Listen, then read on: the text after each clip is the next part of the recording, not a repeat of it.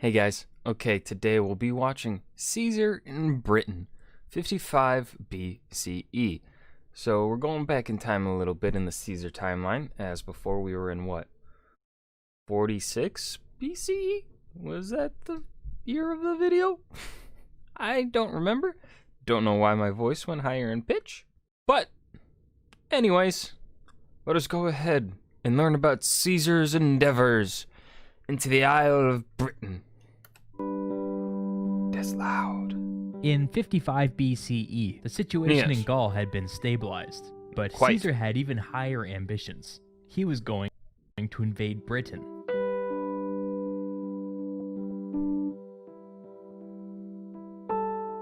The Romans knew virtually nothing about the island. It was on the edge of the known world, with one foot in the realm of myth.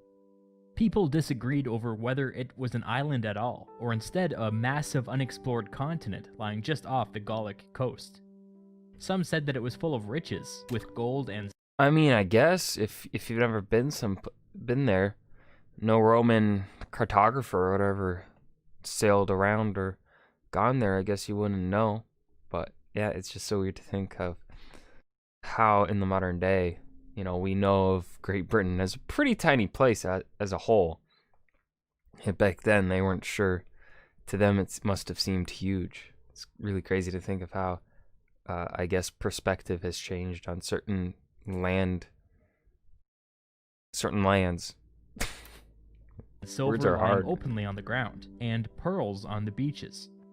There were stories about the souls of the dead being ferried across the channel, which led some to believe that the island itself was entirely fictional. But Caesar knew better. The Gauls conducted regular trade with Britain, and Caesar met with people who claimed to have been there. This is why Caesar had been so keen to eliminate the last shred of resistance in Gaul last year. It's also why he went out of his way to build a permanent base around modern Calais. This is where he planned to make his crossing. Everything was ready, but there were new So did Caesar technically found Calais then? developments. Two massive German tribes, over 400,000 people, began to cross the That's a lot Rhine of that people. winter. This is exactly the kind of thing that Caesar wanted to avoid. Another crazy thing to think about. The great migrations of like the Germanic tribal people. And then of course the steppe people are included in this as well.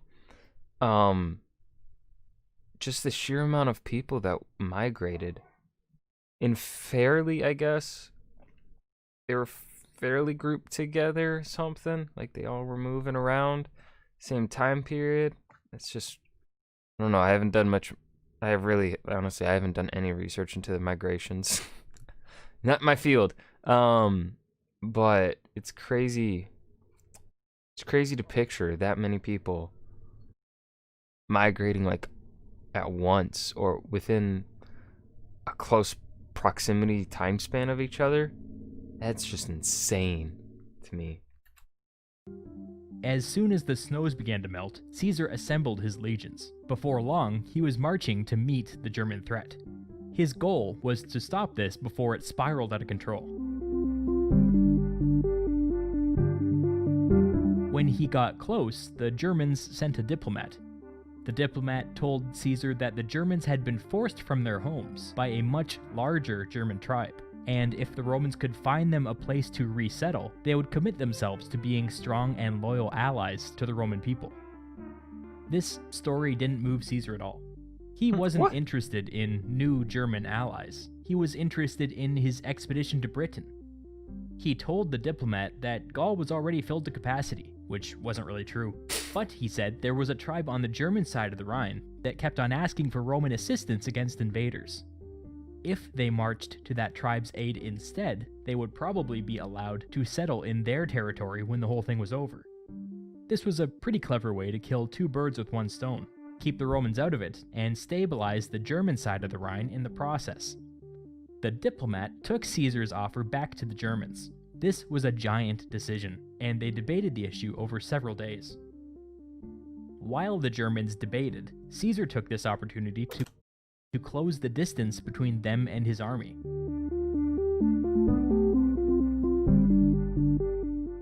After a few days, the German diplomat returned, saying that they would agree to Caesar's plan, as long as they could get the tribe on the other side of the Rhine to swear an oath guaranteeing their safety. They would need a few more days to get in touch with them. So a few more days passed, and Caesar continued to close the distance. What is that sly sneak Caesar thinking of doing? And then, something happened. According to Caesar, 800 mounted Germans ambushed Caesar's men while they were out foraging for supplies, killing a small number of them before running away. Personally, I have doubts that the Germans attacked first, but regardless, Caesar claimed that this only confirmed his worst suspicions, and that the Germans were only playing for time as reinforcements flooded across the Rhine. The next morning, Caesar prepared for battle. A large German delegation, including all of the tribal leadership, arrived at the Roman camp, formally apologizing for the sudden outbreak of violence. Caesar ignored their apologies and arrested them on the spot. Let's take a step back for a minute. Caesar crossed the line here. Remember why he went to war against the Veneti last year? Rome sent diplomats, the Veneti arrested them, and Caesar responded by going to war. This is exactly the same thing in reverse. The hypocrisy wasn't lost on anybody. When word of this got back to Rome, Cato denounced Caesar for violating a truce and committing a sacrilege. Cato suggested, half-jokingly, that the Senate should turn Caesar over to the Germans in order to absolve the city of sin. Nobody took him seriously. Poor Back to Cato. Caesar. With the German leadership in custody, Caesar marched on the tribes and launched a full-out attack. The Germans were leaderless, and nobody was able to coordinate a meaningful defense in time. It quickly turned into a one-sided slaughter. Many Germans escaped, but were pursued by the cavalry all the way back to the Rhine. Some even tried to swim back to German territory, but were told that they all drowned. The Romans would later Yikes. try to spin this as a great military victory, but let's be honest, it wasn't. It was Caesar needlessly slaughtering at least tens, maybe hundreds of thousands of people who were only interested in Rome's protection. But Caesar wasn't done. His fear was that persistent instability done. on the Rhine would jeopardize his expedition to Britain. He decided to take his army across the Rhine to punish the Germans, which he hoped would prevent any further incidents from derailing his plans. Some friendly Germans volunteered to ferry his men across the river, but in a classic display of that famous Roman arrogance, he calls this beneath the dignity of the Roman people. Caesar had his men begin to construct a massive bridge across the Rhine. Caesar describes the process of building this bridge in excruciating detail. I read his account, and it almost killed me. All you need to know is that the Romans got it done in 10 days, and people who care about this kind of thing think it was some sort of technical achievement or something. Anyway, Caesar placed a strong garrison at both ends of the bridge to protect it from attack. Then he marched off into German territory.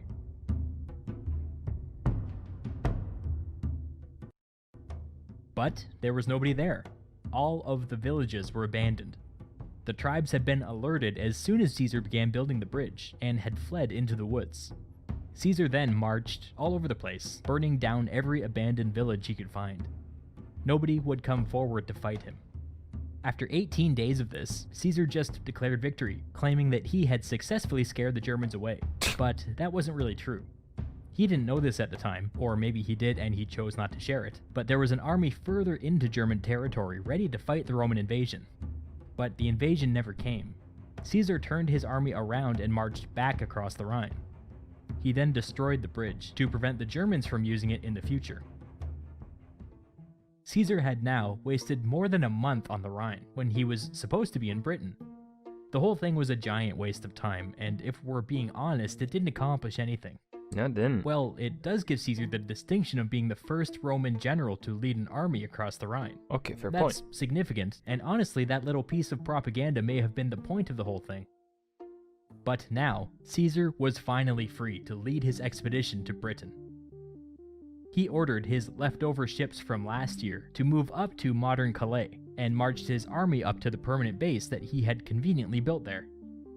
At this point, Caesar makes this radical claim that the people in Britain were sending supplies to his enemies in Gaul. This is almost definitely not true.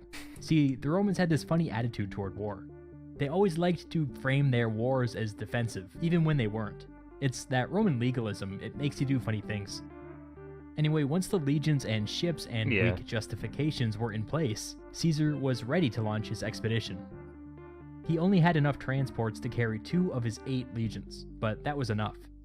He loaded his 2 legions onto the ships, and left the remaining 6 in Labienus's capable hands. The transports pushed off in the middle of the night, so that they would arrive off the coast of Britain by mid-morning. But the Romans were terrible sailors, and the weather in the North Atlantic was a lot more unpredictable than they were used to. Early in the morning, a storm whipped up, and a bunch of the ships lagging behind were forced to turn back. Unfortunately, these happened to be the ships carrying all of Caesar's cavalry. The rest of the fleet continued toward the island, and after the sun rose, the men on the ships saw this.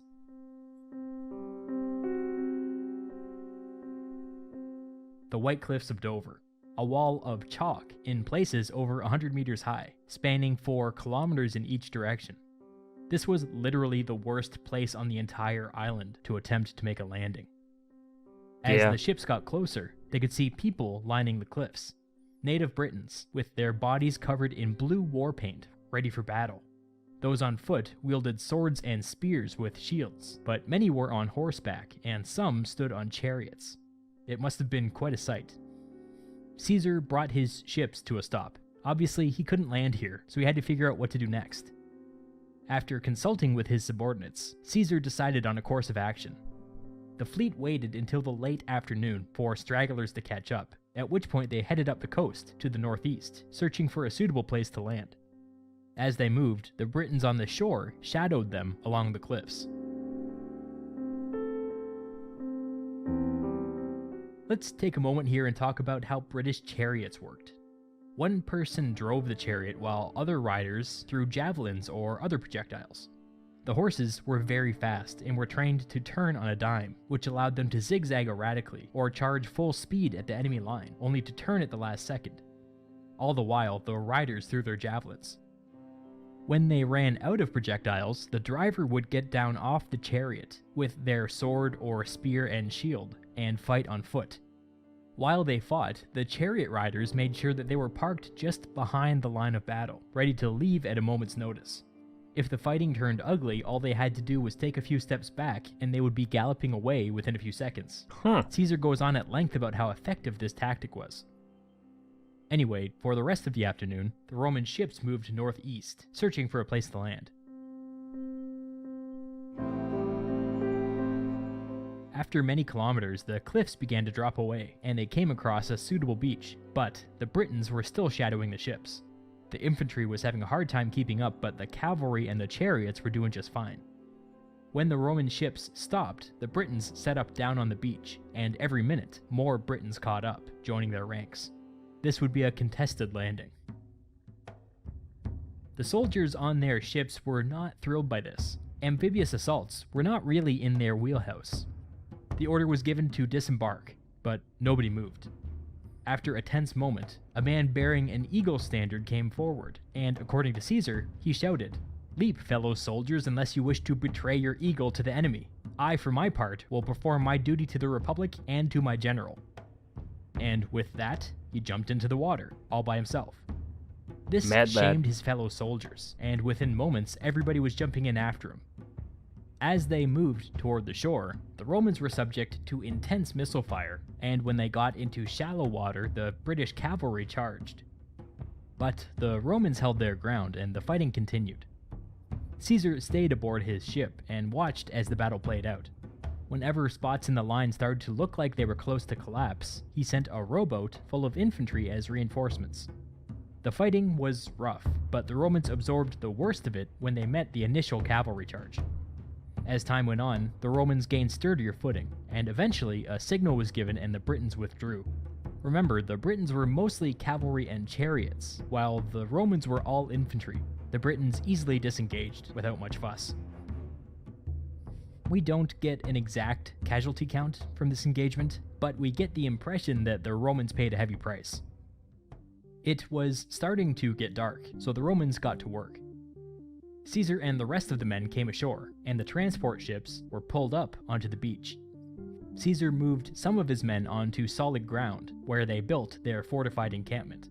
They spent the night safely behind walls. Nice. As the sun rose the next day, the gravity of their situation started to set in. Caesar's cavalry hadn't made it, which meant that the Romans were literally in uncharted territory with virtually no ability to scout ahead. But almost immediately, things began to improve. Diplomats from a nearby tribe showed up, claiming that they weren't part of the army that had resisted the Roman landing.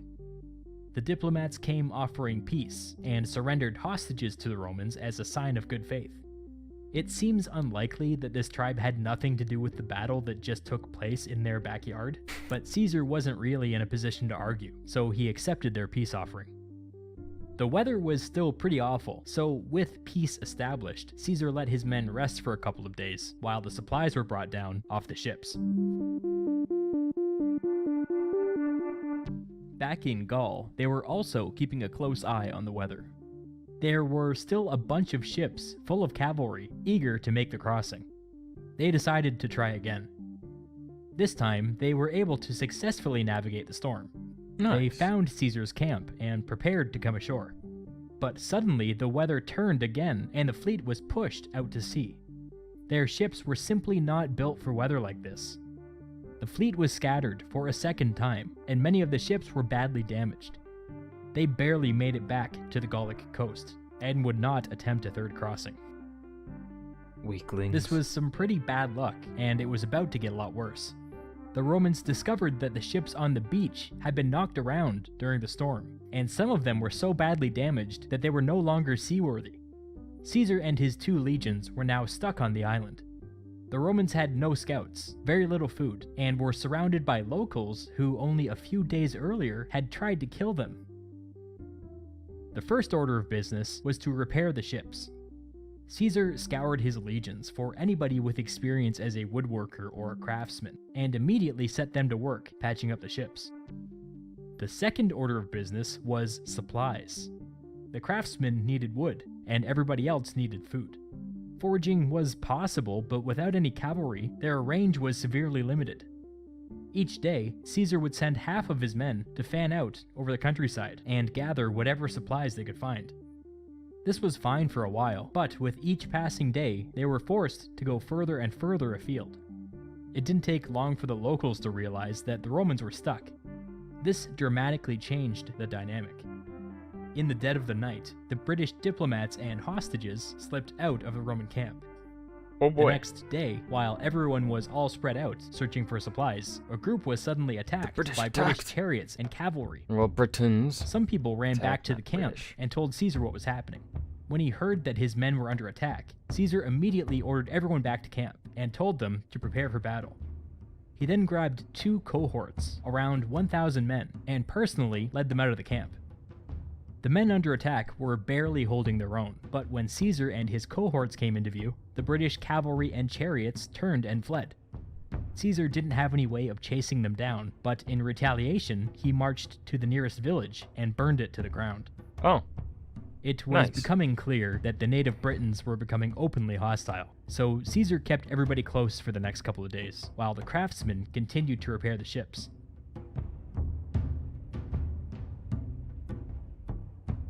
Eventually, the Britons showed up again, this time with a large army.